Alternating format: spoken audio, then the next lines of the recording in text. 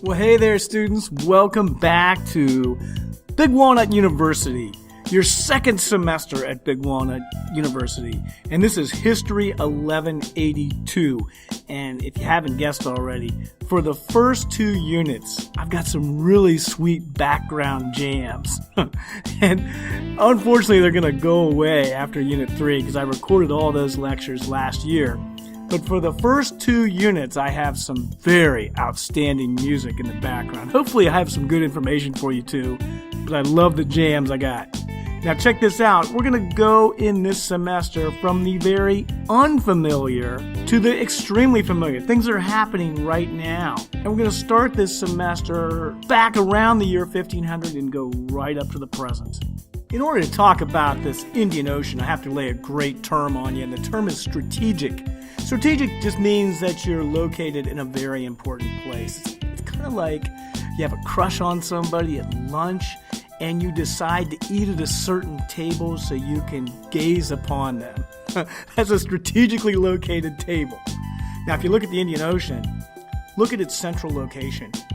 You have on one side China, and then on top in the middle is India. These are massive population centers. Over on the west edge, you have the Arabian Peninsula and East Africa, which can bring unique products to the east.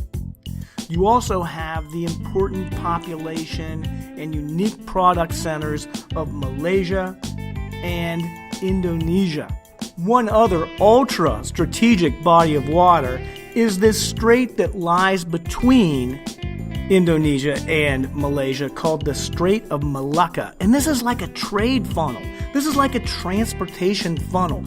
Whoever controls this checkpoint.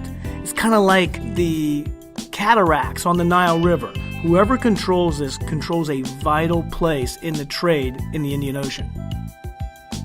So the Indian Ocean was this vibrant, aquatic superhighway.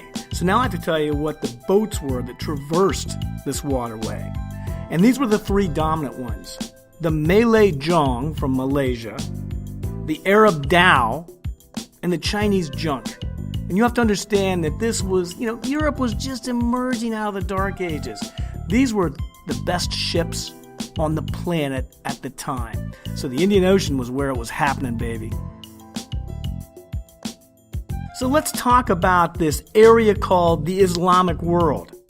Because in 1450, the Islamic world was where it was at. This is prior to the Industrial Revolution in Europe. This is prior to imperialism in Europe. Just prior to. But the Islamic Empire, the Islamic world, that's where it was at. And when I talk about the Islamic world, I'm talking about primarily 3 areas: Northern Africa, Western Asia, and Southeastern Europe. Now, these areas, the Islamic world, is going to fuel this Indian Ocean trade. This Indian Ocean trade was fueled by 2 phenomena in the Islamic world. Number 1, man, it's just pure affluence. When nations are affluent, they seek products outside their borders. And the areas like Western Asia, like Northern Africa, like Southeastern Europe, where the Muslims lived in 1450, they were affluent and they wanted products from Asia.